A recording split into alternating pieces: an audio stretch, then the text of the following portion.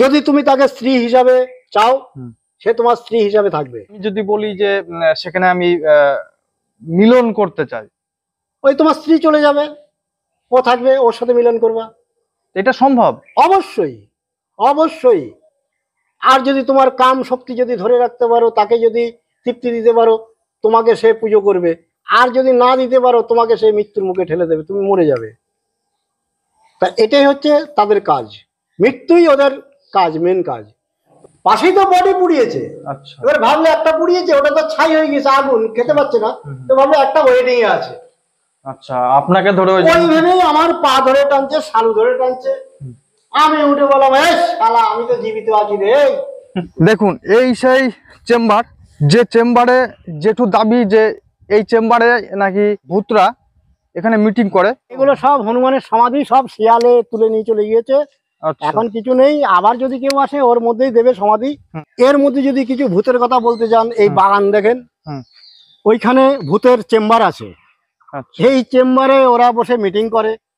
যদি কাউর সময় থাকে, যদি কাউর যদি ইচ্ছা জাগে, সেখানে এসে দেখা করুক, দেখতে পাবে, অবশ্যই দেখতে পাবে। আসুন আমার সঙ্গে। যেটু এটা মানে কখন আসলে পরে আমরা দেখতে পারবো?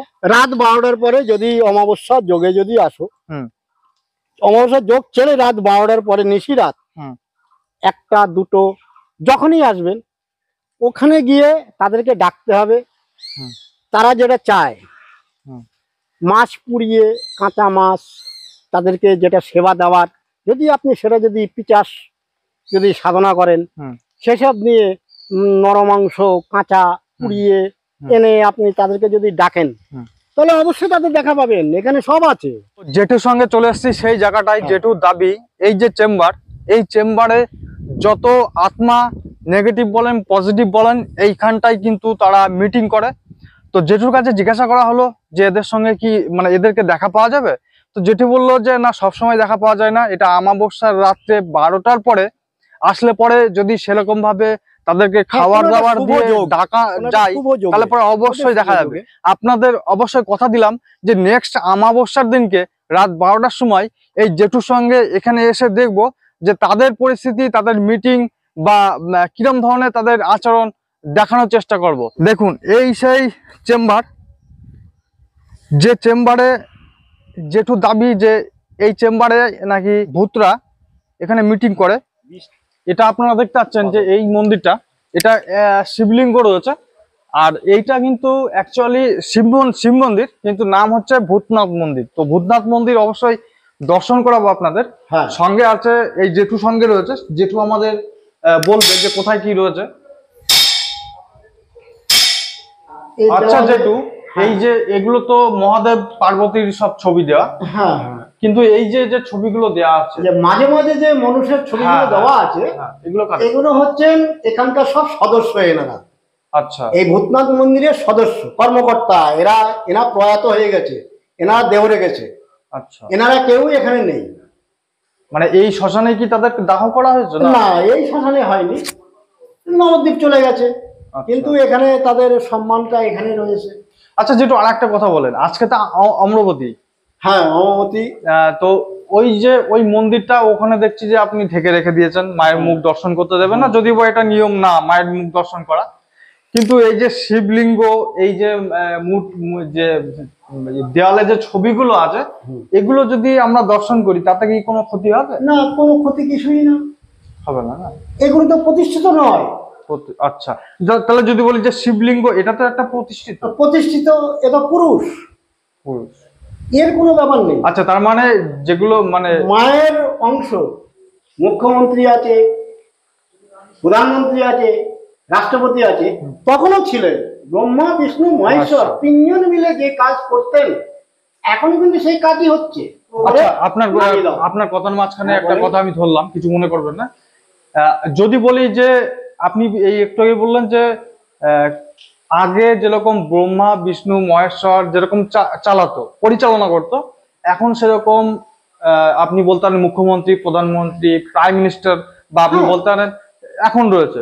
তাহলে আমি যদি বলি যে জেঠু, এটা এখনো ঈশ্বর বা ব্রহ্মা বিষ্ণু মহেশ্বর এরা এখনো পর্যন্ত কন্ট্রোল করছে। তো সেখানে আপনি কি বলবেন? কারণ হচ্ছে একটা জিনিসকে যদি আপনি ধরে না রাখেন, সে তো অবশ্যই ধ্বংস বা এলোমেলো ভাবে চলবে। অবশ্যই আছে, অবশ্যই আছে। তাদের ইশারাতেই কিন্তু এই জীবজগৎ চলছে। চলছে। তার ইশারা না হলে জীবজগৎ চলতে পারে না।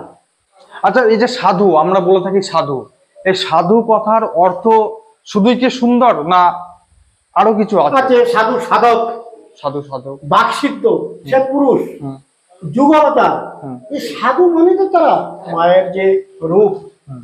সে রূপ আমি দেখেছি। মায়ের দর্শন পেয়েছেন, মায়ের দর্শন আমি পাই, আর অনুভূতি করেছেন, তাই তো? মা আমাকে বুঝিয়ে দিয়েছে যে আমার ডিস্টার্ব হচ্ছে। যখন আমি রাত 12টার পরে ঢোকার পরে রাত 2টোর সময় যখন আমি শুয়ে পড়লাম মায়ের মন্দিরে, একদম মায়ের গেট দরজা আটকে, তখন একটা আমাকে হুঙ্কার জানালো।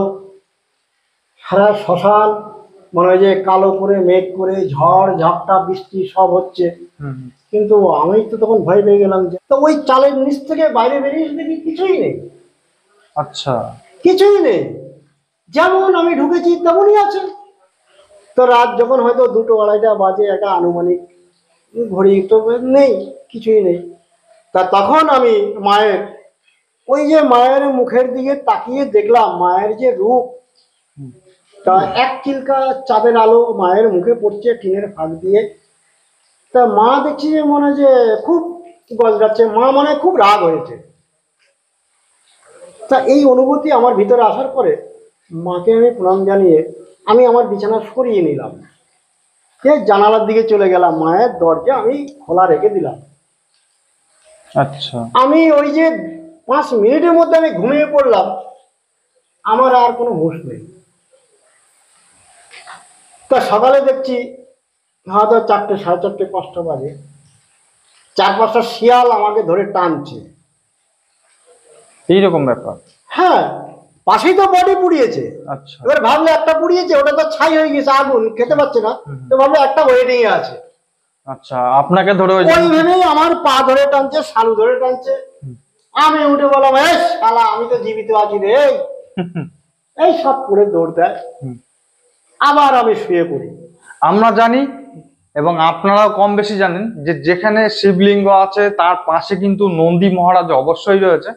তো এই দেখেন সেই নন্দী মহারাজ, আর এই হচ্ছে শিবলিঙ্গ। এই শিবলিঙ্গের মুখ কিন্তু উত্তর দিকেই রয়েছে। আর এই মন্দিরটার নাম কি? ভূতনাথ। জয় বাবা ভূতনাথ মন্দির। জয় বাবা ভূতনাথ মন্দির।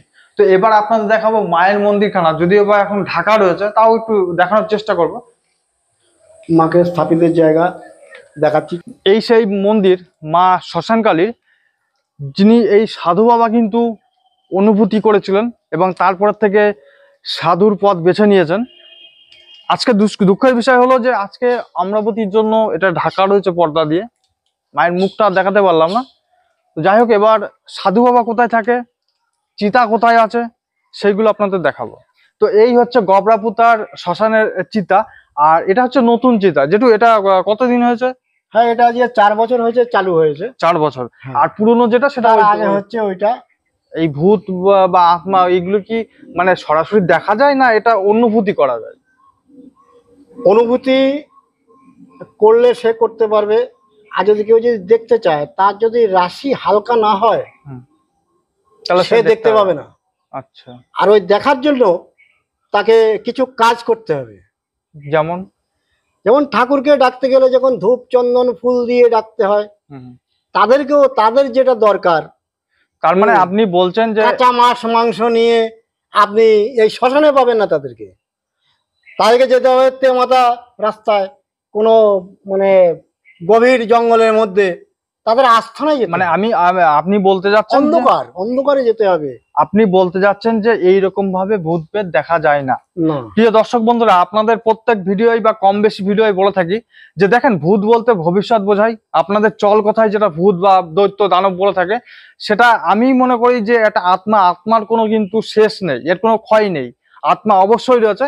যেরকম ঈশ্বর সাধনা করে ঈশ্বরকে পেতে হয়, সেরকম কিন্তু যদি আপনাদের মনে হয় যে ভূত বা প্রেত বা আত্মাকে আপনারা দেখবেন, তো সেই রকম যেরকম ঈশ্বরকে ডাকা হয় সেরকম কিন্তু আপনাদেরকেও ডেকে তাদেরকে দর্শন করতে হবে। দর্শনের চেষ্টা এমনি করতে হবে। হ্যাঁ অবশ্যই, এমনি এমনি কিন্তু আপনারা যে বলেন যে ভূত দেখলাম হ্যান ত্যান বিভিন্ন ধরনের, এটা এই বিষয়টা আপনি কি বলবেন? যে কেউ ওটা যে বলে যে আমি ওখান দিয়ে যাচ্ছি, আমি একটা ভূত দেখলাম, ওটা যে তার মনের ভূত, তার মনের ভয়। হয়, আচ্ছা, এছাড়া অন্য কিছু না। আর একটা কোশ্চেন, বলেন। শ্মশান মানে আমরা সবাই পবিত্র তো বুঝি, অবশ্যই।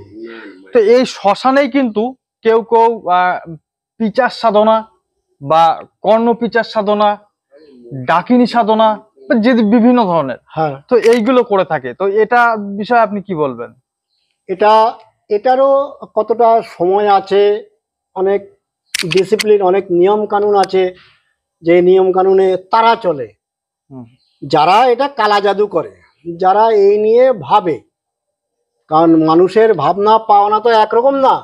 যদি কেউ কর্ণ পিচাস, যদি কেউ সাধনা করে, তাকে অনেক রকম পরীক্ষা দিতে হয়। আচ্ছা, নিজের মলমূত্র ত্যাগ করে নিজেকেই খেতে হবে, গায়ে মাখতে হবে, নোংরা বস্ত্র এসব আমি যত ফ্রেশ হয়ে পড়ে এসেছি এখন ভিডিও করার জন্য, হ্যাঁ, ওরা কিন্তু এসবের মধ্যে নেই। ওরা যেইভাবে আছে সেইভাবেই আপনাকে ভিডিও করতে হবে। মানে ওইসব যারা কর্ণপিচাস সাধক হন, যারা সিদ্ধি লাভ করেছেন কর্ণপিচাসকে, তো তারা সমাজের জন্য কি কি ভালো কাজ করতে পারে? আপনি যদি বলেন আমার এই অসুবিধা, আমার এই ব্যবসায় লস হচ্ছে, তাহলে আমার কি করে ভালো হবে?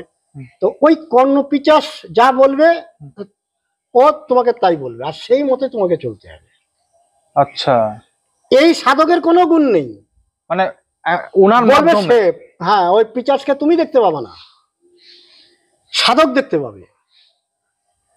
তুমি বলছো, তুমি প্রশ্ন করছো যে বাবা আমার এই অসুবিধা, এই আমার সাথে যখন কর্ণ পিচাস থাকে, তুমি দেখতে পাবা না, ও যা বলবে আমি তোমাকে তাই বলবো। মানে আপনার কোনো না, আমার কোনো আমি তো ভাড়া। আচ্ছা, আমি আপনার যেমন মাধ্যমে বলাবে, আমি যেমন মায়ের সেবায়, আর পূজারি আছে পুজো দেয়, তাই সেরকম আমি তো ভাড়া, আমাকে দিয়ে বলাবে। আচ্ছা, যে কেউ কি কর্ণপিচাস সাধনা করতে পারে? হ্যাঁ, তার ধারা আছে, তার নিয়ম শৃঙ্খলা আছে, কিন্তু যদি এটা তুমি সাকসেস হতে পারো তো বেঁচে গেলে, তা না হলে তোমার জীবন কখন চলে যাবে এর কোনো ঠিক নেই। মানে মৃত্যু, হ্যাঁ, মৃত্যু অনিবার্য, অনিবার্য মৃত্যু। যাদের স্ত্রী থাকে তার স্ত্রী মরে যাবে। কেন? এর কারণ? যদি তুমি তাকে স্ত্রী হিসাবে চাও, সে তোমার স্ত্রী হিসাবে থাকবে। আমি যদি বলি যে সেখানে আমি মিলন করতে চাই, ওই তোমার স্ত্রী চলে যাবে, ও থাকবে, ওর সাথে মিলন করবা। এটা সম্ভব? অবশ্যই, অবশ্যই। আর যদি তোমার কাম শক্তি যদি ধরে রাখতে পারো, তাকে যদি তৃপ্তি দিতে পারো, তোমাকে সে পুজো করবে। আর যদি না দিতে পারো, তোমাকে সে মৃত্যুর মুখে ঠেলে দেবে, তুমি মরে যাবে। তা এটাই হচ্ছে তাদের কাজ, মৃত্যুই ওদের কাজ, মেন কাজ। তোমার স্ত্রী মারা যাবে, তোমার যদি বোন হিসাবে তাকে চাও, তোমার বোন মারা যাবে। তুমি যদি মা হিসাবে চাও, তোমার মা মারা যাবে। তার মানে উনি একাই থাকবে? একাই থাকবে, যাকে চাইবে সে মারা যাবে, আর ও দ্বিতীয় কেউ থাকবে না। তা এটা হচ্ছে পিচাসের সাধনা। পিচাস বড় সাংঘাতিক সাধনা, এ কেউ যাতে না করে। যদি কেউ করে, সে সেভাবে থাকলে সেভাবে বাঁচবে। আজকে তুমি আমাকে 500 টাকা দিয়ে গেলে শেষ হয়ে যাবে কালকে, ওটা থাকবে না। 5 কেজি চাল দেবে, ও ফুটিয়ে খেয়ে ফেল দেবো 5 দিনে, শেষ, আর নেই। কিন্তু আমার যে হৃদয়, সাধুর যে ভিতরের ব্যাপারটা, সঠিক সাধু হলে, সঠিক মনুষ্য হলে, তার কোনোদিনও অভাব হবে না, তার কোনোদিন দুঃখ কষ্ট হবে না। আমি তো মহা আনন্দে আছি, আমার ঘরে দরজা নেই, জানালা নেই, আমি দিব্যি আছি, ভালোই আছি। কিছু কিছু বার আছে, সেই বারে ওখানে নিজেকে কিছু কাজ করে ওখানে অপেক্ষা করতে হবে, তাহলে গিয়েই পাওয়া যাবে। আচ্ছা, আপনি যেরকম ভাবে বলবেন সেরকম ভাবেই। হ্যাঁ, তা সেখানে তারা এবার কেউ এটা যাচাই কেন করে না, তার তো জীবনটা চলে যেতে পারে। কারণ ওদের তো রূপ কেউ সহ্য করতে পারবে না, ওদের তো দেখা মরা পচা কঙ্কাল, এসে যদি কারোর সামনে দাঁড়ায়। না, আমি যদি বলি যে ওরা আমার সামনে আসুক, ওদের যেটা ইচ্ছা সেটা হচ্ছে আমি যে মানে যেটুকুনি পারবো তো ওদের সেটা পূরণ করব। ওরা সেইভাবে কোনোদিনই কারোর সামনে আসবে না। মানে ওদের সঙ্গে মানুষের কি দ্বন্দ্ব আছে যে ওরা দেখলেই মেরে ফেলবে? দ্বন্দ্ব অবশ্যই হবে, কারণ কারোর উপর আক্রোশ থাকতে পারে। কারোর কাছে ভালোবাসার লোক থাকলে তার কাছে যাবে, তাকে দেখা দেবে, তারা সবসময় যেন ভালো কথাই বলবে। যেটা এখন বিজ্ঞান যেটাকে বলে প্ল্যানচেট, প্লানচেট, হ্যাঁ, এই প্ল্যানচেট নিয়ে কথা যেটা হয়, তাকে যদি প্লাঞ্চেটের মাধ্যমে যদি খোঁজা যায় তাকে পাওয়া যাবে। প্লাঞ্চেট সে কি কারণে মারা গেল, কেন মরলো, কে তাকে খুন করেছে, কি এমনি মরে গেছে, কি বিমারে মরে গেছে, সব প্লাঞ্চেটের মাধ্যমেই পাওয়া যাবে।